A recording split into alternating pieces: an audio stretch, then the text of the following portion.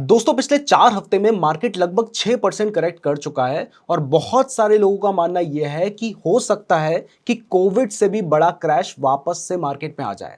जिसके पीछे लॉजिक यह है कि मार्च 2020 में जब कोविड अपने पीक पर था, उस टाइम पर जो फॉरेन इंस्टीट्यूशंस थे उन्होंने 65,816 करोड़ की सेलिंग की थी उस टाइम पर। लेकिन इस मंथ में, ये जो अभी अक्टूबर का मंथ चल रहा है, इसमें अभी 22 दिन ही गुजरे हैं और अभी तक जो फॉरेन इंस्टीट्यूशंस हैं वो कोविड के टाइम से भी ज्यादा सेलिंग कर चुके हैं 82,479 करोड़ की। तो अब क्या हमें वापस से मार्केट में कोविड जैसा क्रैश देखने को मिल सकता है? ये हम समझेंगे मिस्टर अनंत लद्दा के साथ, जो कि फाउंडर है इन्वेस्ट आज फॉर कल चैनल के, और वैसे तो आप इन्हें जानते ही होंगे। तो अनंत भाई, आपको क्या लगता है, मार्केट क्रैश कर सकता है? देखो, मार्केट करेक्शन, मार्केट क्रैश, ये सारा ना बहुत हो रहा ही टर्म्स है। मोर देन दैट, इस बार में एक्चुअली मुझे डर लग रहा है और डर लगने का कारण कुछ और है। सबसे पहले मैं डर लगने का कारण आपको समझाने की कोशिश करता हूं, फिर एक्चुअल डर बताता हूं और उस डर से हमें कितना डरना चाहिए। बाय द वे, इतना भी डरने की बात नहीं, पर कितना डरना चाहिए वो परसेंटेज टर्म्स में हम टुवर्ड्स द एंड डिटेल में डिस्कस करते हैं। काफी इंपॉर्टेंट वीडियो होगा, तो आ जाओ स्क्रीन पे एक एक डेटा देखते हैं। देखिए, मुझे इस बार डर एक्चुअली लग क्यों रहा है, क्योंकि अगर आप डेटा चेकआउट करोगे ना, 4 करोड़ डीमैट अकाउंट हुआ करते थे मार्च 2020 में। जिस समय आपने डेटा बताया कि भाई एफआईज ने सेलिंग करी थी, कोविड का क्रैश आया था, उस समय सिर्फ 4 करोड़ ही थे जो डीमैट अकाउंट होल्डर्स थे। आज के दिन ये बढ़ते बढ़ते 16 करोड़ पहुंच चुके हैं। अब मुद्दे की बात ये है कि जो बीच में बड़े हुए 12 करोड़ लोग हैं, इन 12 करोड़ लोगों ने कभी भी मार्केट में करेक्शन को फेस ही नहीं किया। मतलब उन्हें तो यही लग रहा है कि मार्केट हमेशा बढ़ता ही है।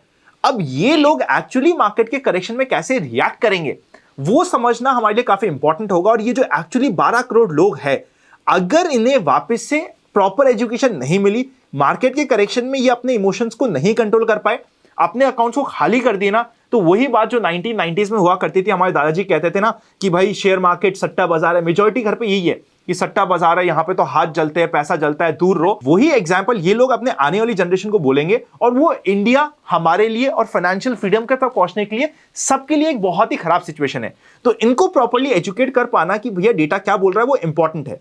डेटा एक और इंटरेस्टिंग जो मैं आपके सामने शेयर करता हूं, अगर आप लार्ज कैप में देखोगे तो 2020 में अगर 1 रुपया होता था तो स्मॉल कैप में उसके अगेंस्ट में 50 पैसा हुआ करता था। लार्ज कैप का पैसा तो 1 रुपया से बढ़ते बढ़ते 1.41 रुपया तक पहुंच गया है, पर स्मॉल कैप का पैसा 2 रुपए से ऊपर हो चुका है। आज के दिन स्मॉल कैप का allocation is more than large cap. पिछले अगर 3 साल के रिटर्न्स देखते तो सीएजीआर रिटर्न्स 30% के ऊपर के हैं।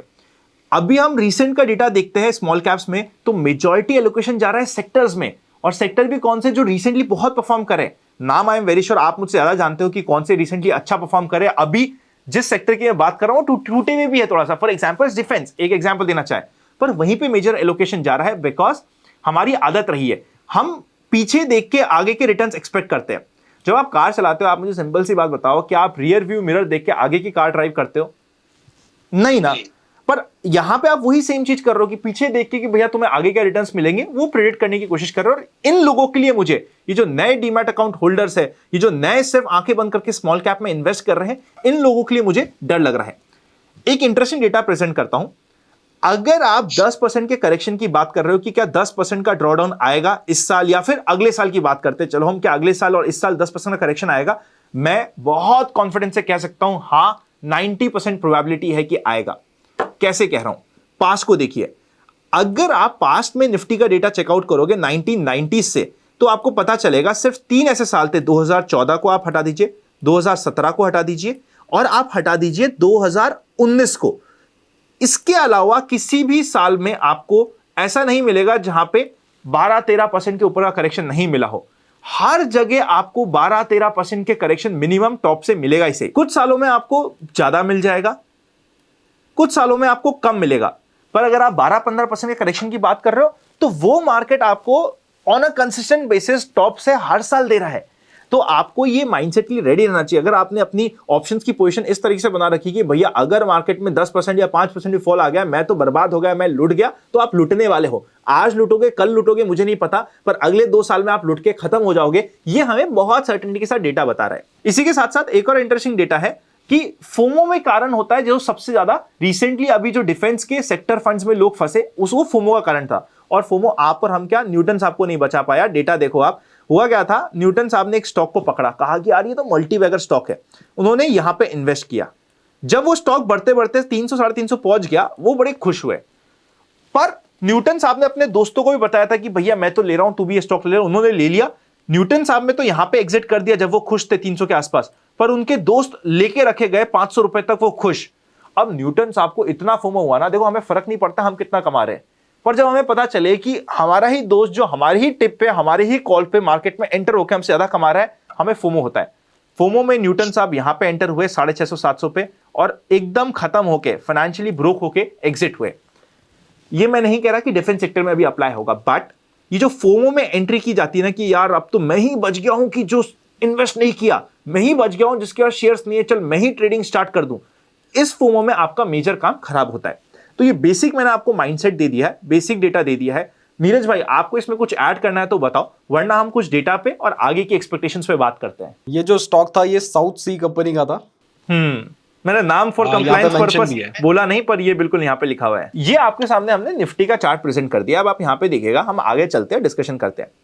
एफआईएस ने अभी तक अपनी हिस्ट्री का सबसे हाईएस्ट पैसा यहाँ पे रिडीम कर दिया है, और मार्केट यहाँ पे 6% टॉप से टूट चुका है। आज के दिन 50 डे मूविंग एवरेज के नीचे है, पर फाइनली हमें दिख क्या रहा है मार्केट में कि मार्केट नीचे के लेवल पे कंफर्टेबल हो रहा है। अगर आप इधर देखोगे या पिछले 1-1.5 साल में देखोगे, मार्केट नीचे के लेवल पे कभी कंफर्टेबल नहीं हो रहा था। यहां पे देखोगे आप, मार्केट नीचे के लेवल पे कंफर्टेबल होता जा रहा है। इसके लिए हमारे लिए इंपॉर्टेंट क्या है, जब तक मार्केट 25,200 को क्रॉस करके ऊपर नहीं जाता है, बहुत हैवी बुलिश पोजीशन बनाने से मैं पर्सनली आज के दिन वेट करूंगा, वेट एंड वॉच करूंगा। मैं ये नहीं कह रहा कि यहां से हमें सीधा फ्री फॉल मिलना चाहिए, पर एक बार थोड़ा सा मैं कॉशियस रहूंगा जब तक मार्केट 25,200-300 को क्रॉस करके ऊपर नहीं जाता। बिकॉज अगर आपने मेरा जनरल मार्केट ट्रेंड का देखा हो, कभी आप कहोगे नीरज भाई तो हम उस पर भी सीरीज बनाएंगे, डिस्कस करेंगे। एक जनरल मार्केट ट्रेंड की सीरीज है जिसमें मार्केट ट्रेंड 3 तरीके के होते हैं, up trend, neutral, down trend. अभी हम लोग न्यूट्रल मार्केट ट्रेंड में चल रहे हैं। जब मार्केट ट्रेंड न्यूट्रल चल रहा हो ना, उस समय अंधाधुंध पोजीशन बनाना, देखिए होता क्या है, अप ट्रेंड मार्केट में आपकी गलतियां भी माफ होती है, आप गलतियां करो मार्केट आपको माफ करेगा। न्यूट्रल ट्रेंड में आपको कॉशियसली काम करना पड़ेगा, कुछ गलतियां माफ हो जाएगी, कुछ गलतियों की पेनल्टी लगेगी। पर जब डाउन ट्रेंड मार्केट आ जाएगा, आपको हर एक गलती की पेनल्टी लगेगी, वो भी अच्छे खासे पैसों में। अभी तक हम डाउन ट्रेंड में नहीं आए हैं, पर बहुत क्लोज है। हमें अगले 15 ट्रेडिंग सेशन के अंदर पता चल जाएगा कि क्या हम सिस्टमैटिकली डाउन ट्रेंड में जा रहे हैं या नहीं जा रहे। अभी हमारे पास वो क्लैरिटी नहीं है, पर अभी हमारे पास ये क्लैरिटी है सबसे पहले कि एफआईएस सेलिंग कर रहा है। अगर मार्केट को बाउंस बैक करना है और स्ट्रेंथ दिखानी है, तो निफ्टी के टॉप 10 स्टॉक्स को यहां पे फोकस में रहना पड़ेगा। निफ्टी के टॉप 10 स्टॉक्स को फोकस में आने के लिए एफआईएस की या तो सेलिंग रुकनी पड़ेगी या फिर बाइंग स्टार्ट होनी पड़ेगी। तो एफआईएस के ऊपर हमारा फोकस रहेगा। जितना एफआईएस ने इस महीने बेचा है, अगर वो अगले महीने वापस से बेचेंगे तो आई वोंट बी शॉक्ड अगर आपको मार्केट यहां पे 23,500 या फिर उसके नीचे भी देखने को मिल जाए। तो आई वोंट बी शॉक्ड अगर वापस से आपको अगले महीने एफआईएस की इतनी सेलिंग देखने को मिलती है। मेरा पर्सनल बायस माना जाए तो आई डोंट थिंक कि इतनी शार्प सेलिंग मिलेगी एफआईएस की तरफ से। ओवरऑल बात करी जाए मार्केट में, तो अभी मार्केट के लिए अगर हम डिप पे कुछ ऐड करते हैं स्विंग ट्रेडिंग के लिए, पोजीशन के लिए या म्यूचुअल फंड के लिए, तो वो हमारे लिए ये वाला लेवल जो हमारे 200 डे मूविंग एवरेज के आसपास का है, यहां पे हम थोड़ा सा फोकस कर सकते हैं। तो ये कंप्लीट माइंडसेट चल रहा है। एफआईएस की सेलिंग रुकना जरूरी है, एटलीस्ट कंट्रोल आना जरूरी है। नेक्स्ट मंथ हमारे सामने यूएस के इलेक्शंस भी है जिसमें वॉलेटिलिटी ज्यादा रहेगी।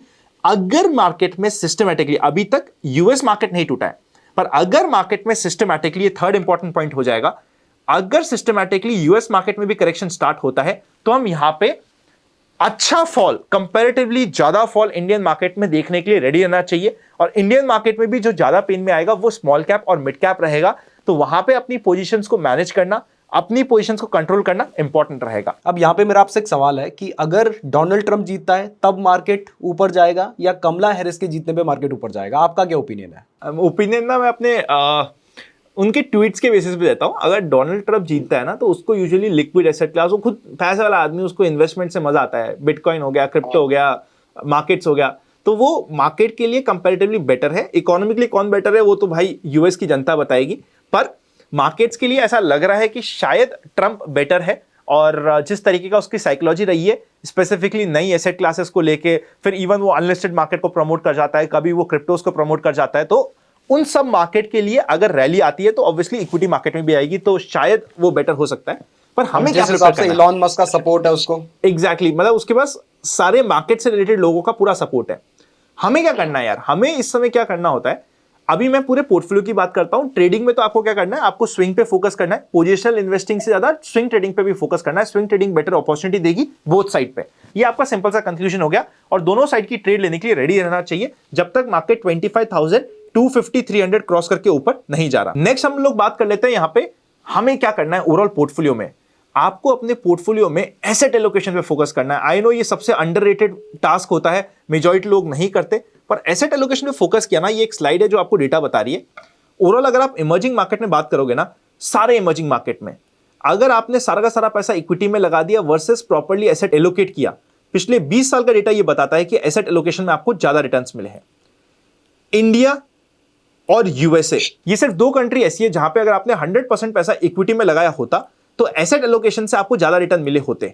इसके अलावा आप किसी भी इमर्जिंग कंट्री में या किसी भी कंट्री में जाके इन्वेस्ट कर दो, एसेट एलोकेशन प्रॉपर्ली करना कि गोल्ड में, इक्विटी में, डेट में, इंटरनेशनल में प्रॉपर्ली एसेट एलोकेट करने में आपको ज्यादा रिटर्न मिला होगा। इवन अगर आपने इंडिया में भी इन्वेस्ट किया होता तो एक इंटरेस्टिंग डेटा ये कहता है कि ये स्टैंडर्ड डिविएशन क्या होता है, मैं सिंपल में बताता हूं, ये रिस्क हो जाता है कि कितनी आप रिस्क ले रहे हो। अगर आप पूरा इक्विटी में इन्वेस्ट कर रहे हो डोमेस्टिक इक्विटी में तो 21% की रिस्क ले रहे हो। अगर आप प्रॉपर्ली एसेट एलोकेट कर रहे हो तो 11% की रिस्क ले रहे हो। यहां पे आपने अपनी रिस्क को डबल कर दिया है, रिटर्न आपका डबल नहीं हुआ है। तो अगर आप वैसे देखोगे ना तो 1% के एडिशनल रिटर्न के लिए आपने अपनी रिस्क को डबल किया है। क्या ये रिस्क को डबल करना है 1% के रिटर्न के लिए, मुझे समझ नहीं आता। इसीलिए मेरा पर्सनल हमेशा माइंडसेट रहता है कि आज से आने वाला 1 साल 1.5 साल अगर मेरा पर्सनली कोई माना जाए कि कहां फोकस रहेगा, क्या सबसे अच्छी एसेट क्लास रहेगी, मेरा सबसे मेन फोकस रहेगा एसेट एलोकेशन पे। एसेट एलोकेशन में मैंने कभी फोकस नहीं किया। आगे अभी आपने मेरे को अगर रेगुलरली फॉलो करा होगा, 2020 में मैंने बात करी थी कि घर बेच के भी इक्विटी में लगा दोगे तो इतना पैसा आएगा कि 2-3 घर आएंगे। कोविड के टाइम पे सेंस बन रहा था उसका, कोविड के टाइम पे सेंस बन रहा था। उसके बाद 2021 में जब 12,500 पे मार्केट था, हर कोई मार्केट में समझ रहा था कि टॉप बन गया। मैंने कहा था कि अगर आप इसको टॉप समझ रहे हो, ये यूट्यूब पे अवेलेबल है सब ओपनली, अगर आप इसको टॉप समझ रहे हो तो आप बहुत बड़ी गलती है। और अगर आपने यहां पे मार्केट को शॉर्ट कर दिया ना, मार्केट आपके घर पे आके पैसे लेके जाएगा और जो घर कमा के दिया है वो वापस लेके जाएगा, बल्कि उधार पे और छोड़ेगा। तो मैं कभी भी मार्केट में डिफेंसिव नहीं हुआ। पहली बार मैं डिफेंसिव हुआ था दिवाली के आसपास 2022 में, जहां पे मार्केट थोड़ा सा रुका हुआ था, थोड़ा सा शांत था। अभी मैं सेकंड टाइम डिफेंसिव हो रहा हूं कि भाई आप एसेट एलोकेशन पे फोकस करो। मैं 5 साल के पर्सपेक्टिव में मार्केट में नेगेटिव नहीं हूं, पर क्या अगले 3 साल में मुझे स्मॉल कैप में थोड़ा सा सावधान रहने की जरूरत है? I feel yes. क्या स्मॉल कैप में मुझे कुछ नई एंट्रीज मिल सकती है? I feel yes. क्या अगले 1 साल में मुझे एसेट एलोकेशन करना इंपॉर्टेंट रहेगा मेरे पोर्टफोलियो के लिए? I feel yes. अगर मेरी रिस्क प्रोफाइल कहती है कि मेरा 25% पैसा डेट में होना चाहिए पर मैंने 100% इक्विटी में डाल रखा है, तो क्या मुझे इक्विटी से डेट में शिफ्ट करना चाहिए? I feel yes. और इसके अलावा ये भी आपको बता दूं कि इक्विटी का और गोल्ड का इन्वर्स रिलेशन होता है। माना यह जाता है कि अगर इक्विटी में कभी आपको करेक्शन देखने को मिलता है तो उस टाइम पर गोल्ड की प्राइस बढ़ती है। तो ऐसे में अगर कभी मार्केट गिर रहा होगा तो गोल्ड आपके पोर्टफोलियो को बैलेंस कर सकता है। आई होप आपको ये वीडियो पसंद आया होगा। हमने काफी कोशिश करी है डेटा निकालने की, यहाँ पे मैंने डिस्कशन किया पर काफी डेटा मुझे नीरज भाई ने भी हेल्प करी है, हम लोग ने साथ में बैठ के डेटा निकाला है। तो दोनों ही चैनल को आप फॉलो करना मत भूलिएगा। नए हो चैनल पे तो चैनल को सब्सक्राइब कर दो, बेल आइकन क्लिक कर दो। अगर आपके पास डीमैट अकाउंट नहीं है या फिर हमारी किसी भी रिलेटेड लिंक्स चाहते हो तो डिस्क्रिप्शन को चेकआउट कर लेना, आपको सारे लिंक्स, सारे इंपॉर्टेंट डिटेल्स डिस्क्रिप्शन में मिल जाएंगे।